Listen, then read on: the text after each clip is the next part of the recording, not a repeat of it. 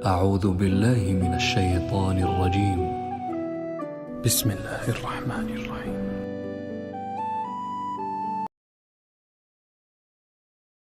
اب دوسری آیت میں دیکھیے وہ چیزیں جو کہ پیٹھ پیچھے کی جاتی ہیں، تین چیزیں۔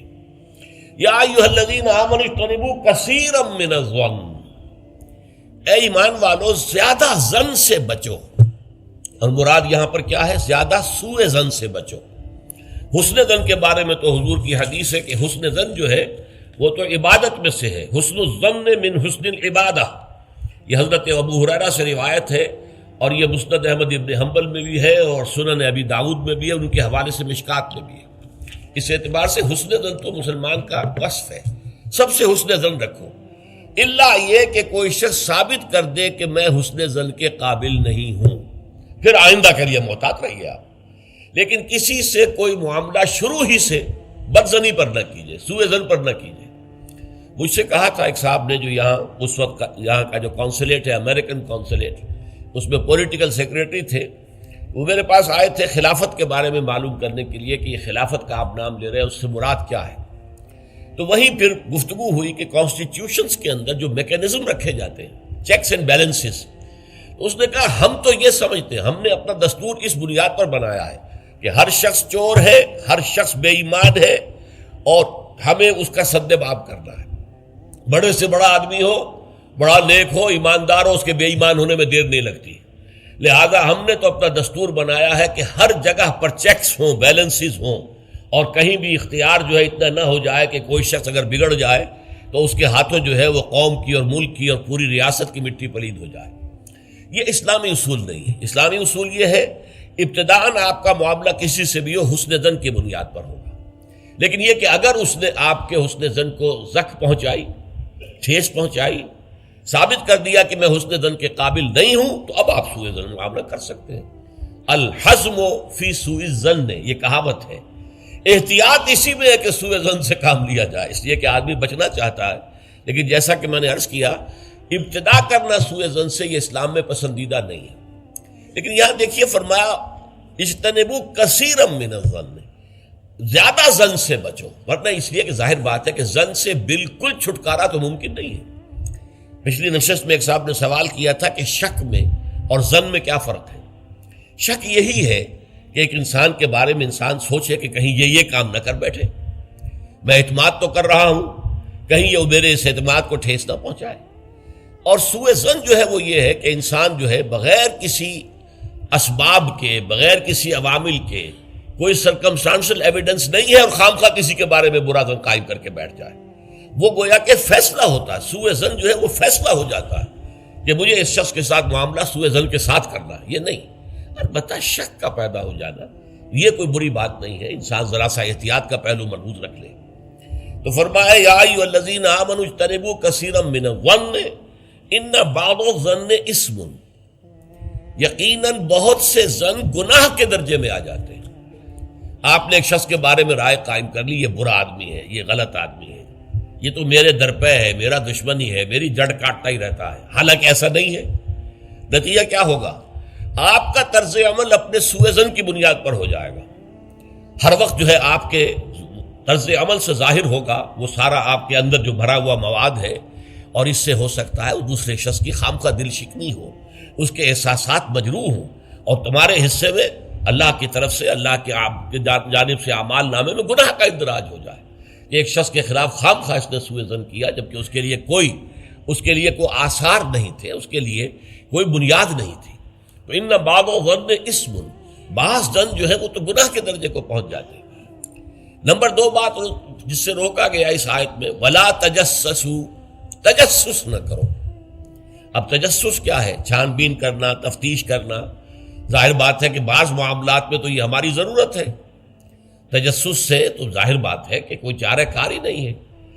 آخر مجرموں کی تفتیش ہوتی ہے تو تجسس اس میں ہوتا ہے، ایک دوسرے کے ملک کی جاسوسی ہوتی ہے، وہ بھی در حقیقت اپنی حفاظت کے لیے ہوتی ہے کہ وہاں کیا کچھ تیاریاں ہو رہی ہیں تاکہ ہم کو بندوبست کر سکے اس کے توڑ کا۔ تو تجسس ہر حال میں برا نہیں ہے۔ اسی طرح ایک بہت بڑا اخلاقی مسئلہ پیدا ہو گیا تھا جب جمع حدیث کا معاملہ شروع ہوا ہے۔ آپ کو معلوم ہے کہ حضور نے اپنے حیات طیبہ کے دوران تو احادیث کو لکھنے سے روک دیا تھا. آپ کا حکم تھا لا تکتبوا عنی الا القرآن، مجھ سے کوئی شے نہ لکھو سوائے قرآن کے، اس لیے کہ اندیشہ تھا کہ گڑبڑ نہ ہو جائے کہیں.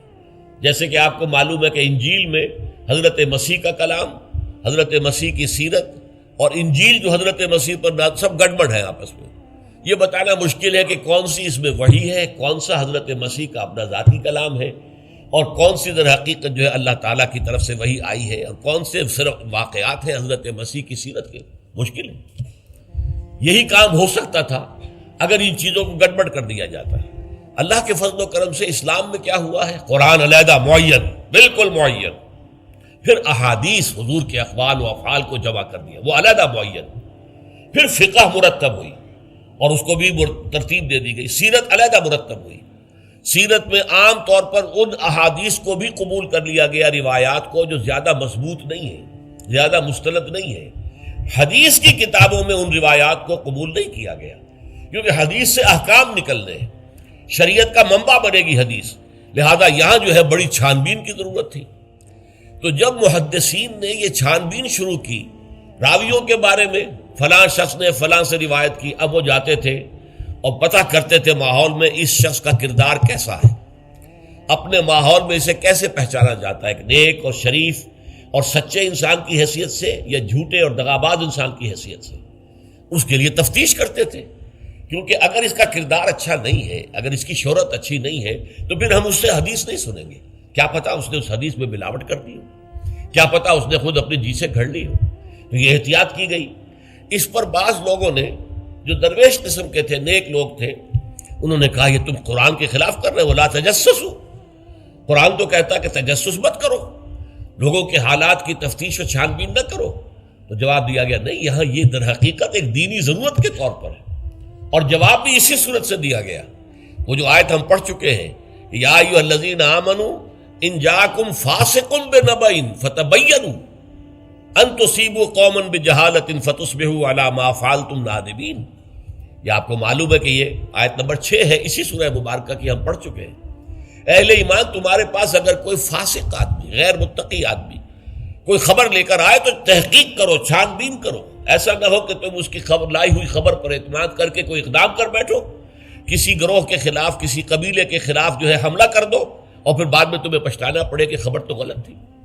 تو اس دلیل سے پھر محدثین نے کہا یہ ہمارے لیے ایک دینی ضرورت کے طور پر کہ احادیث نبویہ سے شریعت کے احکام نکالے جائیں گے.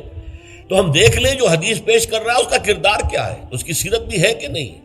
اسی لیے ایک بہت بڑا علم انسانی تاریخ میں، یہ علم سوائے محمد صلی اللہ علیہ وسلم کی ذات مبارکہ کے اور کسی شخص کے بارے میں نہیں ہوا، جسے کہتے ہیں الرجال.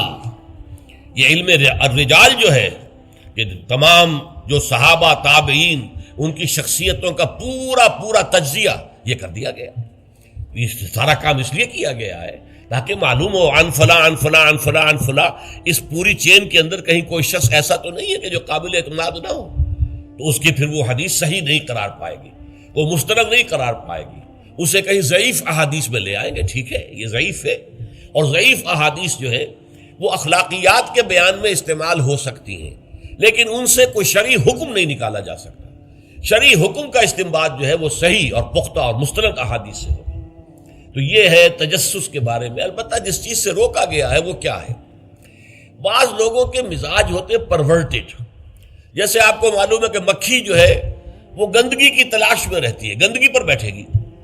کچھ لوگوں کا مزاج ایسا ہو جاتا ہے کہ وہ اس تلاش میں رہتے ہیں، ٹو میں رہتے ہیں، کہیں کوئی بری بات انہیں ملے تاکہ لے اڑیں اسے، اس کا پرچار کر دیں، اسے عام کر دیں.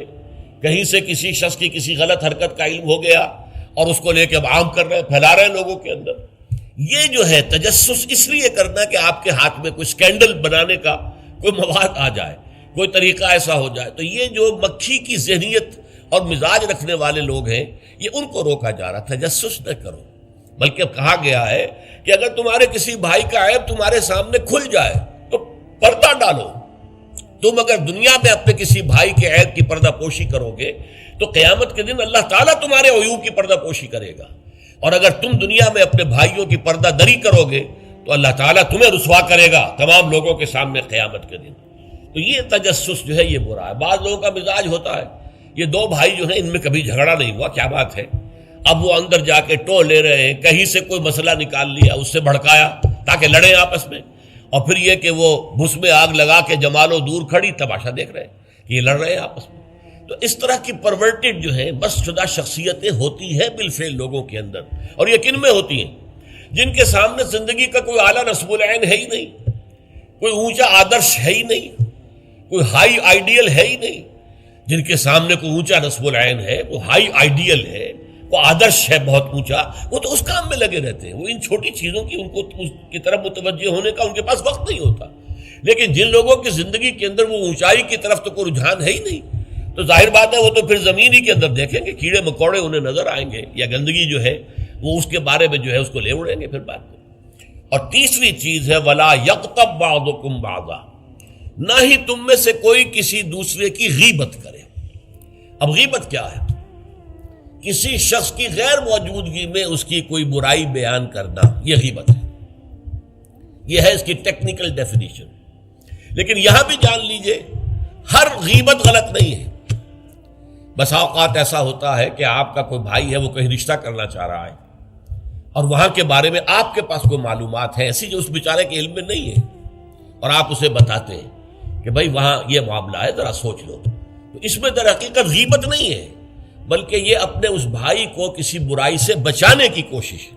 اس میں اس کے ساتھ نصح اور خیر خواہی کا جذبہ ہے، نہ کہ ان کو بدنام کرنے کا جذبہ۔ اگر کوئی سبب ہے ہی نہیں اور آپ بیان کر رہے ہیں تو یہ غیبت ہے۔ لیکن اگر معاملہ اس طرح کا ہے تو ظاہر بات ہے اسی طریقے سے کوئی کسی قوم کے رہنما ہیں اور بڑی شخصیتیں ہیں، اب ان کے بارے میں یہ ہے کہ پبلک میں اگر آپ کو ان پر تنقید کرنی پڑے تو اس کے اندر بھی دیکھا جائے گا کہ وہاں اس کا ہونا ضروری نہیں ہے، وہ تنقید جو ہے آپ ملک اور قوم کی مصلحت میں کر رہے ہیں۔ تو گویا کہ اس طریقے سے غیبت کی ہر شکل جو ہے وہ حرام نہیں ہے۔ البتہ ایک خیال لوگوں کو بڑا غلط ہے، وہ میں ایک حدیث کے حوالے سے اس کا اطالہ کر دینا چاہتا ہوں۔ یہ حضور سے سوال کیا گیا کہ پوچھا گیا کہ غیبت کیا ہے۔ یہ حدیث ہے، مسلم شریف میں بھی ہے، ابو داؤد میں بھی ہے، ترمذی میں ہے، نسائی میں ہے، یہ حضرت ابو ہریرہ رضی اللہ تعالی عنہ سے۔ اور امام مالک نے ایسی ایک حدیث جو ہے موطا میں مطلب بن عبداللہ سے جو ہے روایت کی ہے۔ حضور سے پوچھا گیا کہ غیبت کیا ہے، آپ نے فرمایا ذکرو کا اخاک بما یکرہ، تمہارا اپنے بھائی کا تذکرہ کرنا کسی ایسے اعتبار سے جو اسے ناپسند ہو۔ اگر اس کے سامنے کرو گے اسے ناپسند ہوگا، اس کے علم میں آئے گا کہ میرے بارے میں یہ بات کہی گئی ہے تو اسے ناپسند ہوگی۔ ایسی بات کا اس کی غیر موجودگی میں بیان کرنا۔ اب قیلا کہا گیا، سوال کیا گیا، افرأیتا کہ حضور آپ ذرا غور کیجئے، ان کان فی اخی ما اقول، اگر میرے بھائی میں وہ شے واقعتاً موجود ہے جو میں کہہ رہا ہوں تو کیا اس صورت میں بھی غیبت ہوگی؟ قال، فرمایا حضور نے، غور سے سنیے، ان کان فیہ ما تقول فقد اغتبت ہو، اگر تو اس میں وہ برائی ہے جو تم کہہ رہے تو تم نے غیبت کی، وَإِن لَمْ يَكُنْ فِيهِ، اور اگر نہیں ہے اس میں وہ شے اور تم پھر بھی کہہ رہے ہو ما تقول فقد بہتہ، تو تم نے اس پر بہتان لگایا ہے، یہ تو دوہرا جرم ہو گیا۔ اس میں کوئی خرابی نہیں ہے، برائی نہیں ہے اور آپ بیان کر رہے ہیں تو یہ تو بہتان ہے۔ البتہ کسی میں کوئی برائی ہے، خرابی ہے، نقص ہے، تو یہ در حقیقت جو ہے آپ کا اس کی غیر موجودگی میں بیان کرنا یہ غیبت ہے۔ تو اس اعتبار سے غیبت کی جو برائی ہے اس کو اچھی طرح سمجھ لیجئے، اور یہ ہمارے معاشرے کے اندر بہت پھیلی ہوئی ہے یہ شے۔ بلکہ یہ کہا جاتا ہے اور صحیح کہا جاتا ہے کہ وہ کئی کورسز کا ڈنر ہونے کے بعد جو ہے پھر جب گفتگویں ہوتی ہیں تو معلوم ہوتا ہے کہ سب سے زیادہ لذیذ ڈش جو ہے وہ ایک دوسرے کی غیبت ہے۔ اور ہوتا کیا ہے، شادی کا کہیں پر مجمع لگا ہوا ہے اور جو ہے وہ ابھی بارات نہیں آئی ہے یا کوئی اور مسئلہ ہے، بیٹھے ہوئے ہیں، تو جب 3 آدمی بیٹھے ہوں گے تو کسی اور کی غیبت کریں گے، اور جب ان میں سے ایک اٹھ کے چلا جائے گا تو اب یہ دونوں اس کی غیبت کریں گے۔ یہ ہمارے معاشرے کا عام رخ ہے، یہ ہمارا جو ہے یہ گویا کہ سب سے زیادہ ڈیلیشس ڈش جو ہے وہ غیبت ہے۔ تو اس کے لیے شدت کے ساتھ روکا گیا، اور اس کے لیے جو پھر تمثیل دی گئی ہے، اَيُحِبُّ أَحَدُكُم مَّن يَأْكُلَ لَحْمَ أَخِيهِ مَيْتًا فَكَرِهْتُمُوهُ، کیا تم میں سے کوئی شخص اسے پسند کرے گا کہ وہ اپنے مردہ بھائی کا گوشت کھائے؟ تو اس پر تو تمہیں گھن آ گئی، تمہیں بہت برا لگا۔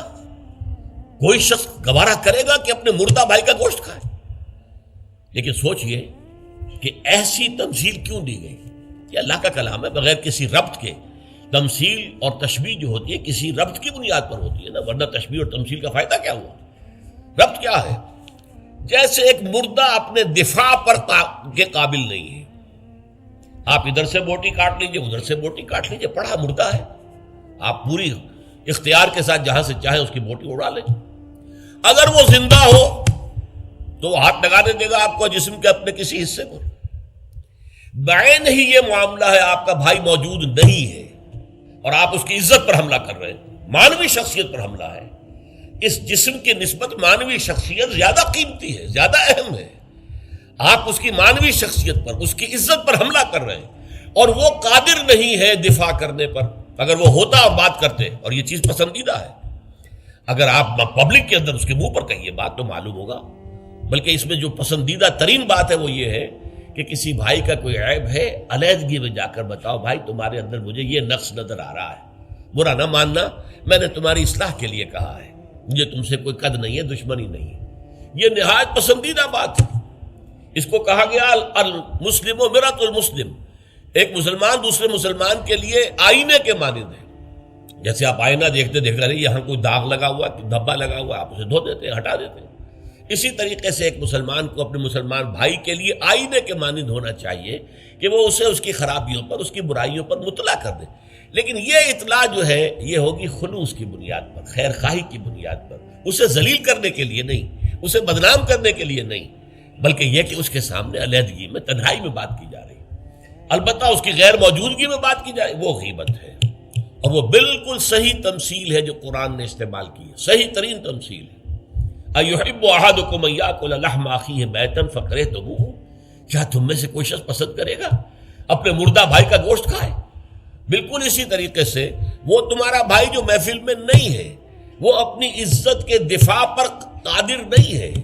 اگر وہ ہوتا تو کہتا بھائی آپ غلط کہہ رہے ہیں، آپ کو مغالطہ ہوا ہے، بات یوں نہیں تھی یوں تھی، کوئی ایکسپلین کرتا، کوئی اپنا دفاع کرتا، کوئی اپنی شخصیت کا، اپنی عزت کا تحفظ کرتا، لیکن وہاں نہیں ہے وہ تو اپنے تحفظ پر قادر نہیں ہے۔ لہذا یہ غیبت در حقیقت مانوی سطح پر وہی شے ہے جو مادی سطح پر کسی مردہ بھائی کا گوشت کھانا ہے۔ فَكَرِهْتُمُوهُ، یہ تو تمہیں بہت برا لگا یہ بات۔ بلکہ اکثر لوگ کہیں گے کہ ایسی مثالیں جو ہیں، کیا ماذا اراد اللہ بہذا مسئلہ، ایسی تمثیل دینا، کہیں گدھے کی تمثیل دی گئی ہے قرآن مجید میں، وہ یہودی جن کے اوپر تورات کا تو بار تو لدا ہوا ہے، تورات پر عمل نہیں کرتے، تو ان کی مثال کیا ہے؟ کمثل الحمار یحمل اسفارا، وہ تو ایسے ہے جیسے کہ گدھا ہے، اس کی پیٹھ کے اوپر کتابوں کے انبار لگے ہوئے ہیں، گٹھری باندھ کر جو ہے مکالمات افلاطون لکھی ہوئی ہے، یا انسائکلوپیڈیا برٹانیکا کی گٹھری باندھ کے رکھ دی گئی ہے، اسے کیا فائدہ؟ اسی طرح سورہ اعراف میں کتے کی مثال دی گئی ہے، کہیں مچھر کی مثال دی گئی ہے، کہیں بکری کی مثال دی گئی ہے۔ تو مثالیں جو ہوتی ہیں وہ مانوی ربط کے اعتبار سے ہوتی ہیں، یہ نہیں دیکھا جاتا کس چیز کی مثال دی جا رہی ہے، جس چیز کے لیے مثال دی جا رہی ہے، مشبہ لہو اور مشبہ بہی، کس چیز کے ساتھ تشبیہ دی جا رہی ہے، کس لیے دی جا رہی ہے۔ اَيُحِبُّ أَحَدُكُمْ أَن يَأْكُلَ لَحْمَ أَخِيهِ مَيْتًا فَكَرِهْتُمُوهُ وَاتَّقُوا اللَّهَ، اللہ کا تقوی اختیار کرو، اس لیے کہ سارے احکام کی روح جو ہے وہ تقوی ہے۔ احکام دھرے رہ جائیں گے، رکھے رہ جائیں گے، کتابوں میں لکھے رہ جائیں گے، اگر اپنے اندر تقوی نہیں ہے، برائی سے بچنے کا ارادہ نہیں ہے، اللہ کے عذاب سے بچنے کا مستقل پختہ مصمم ارادہ نہیں ہے، تو کوئی فائدہ نہیں ان چیزوں کا، بھینس کے آگے بین بجانا ہو جائے گا۔ واتقوا اللہ ان اللہ تواب الرحیم، اللہ کا تقوی اختیار کرو، اور دیکھو اللہ بہت توبہ کا قبول کرنے والا ہے اور بہت رحم فرمانے والا ہے۔ تو دیکھو اگر تمہارے سے یہ خطائیں ہو رہی ہیں، تمہاری شخصیت کے اندر اگر یہ خرابیاں ہیں، تم ان برائیوں کے عادی ہو، تو ان سے اپنے آپ کو پاک کرو، صاف کرو، توبہ کرو، اور اس میں امید دلا دی کہ اللہ تعالیٰ بہت توبہ کو قبول فرمانے والا اور رحم فرمانے والا ہے۔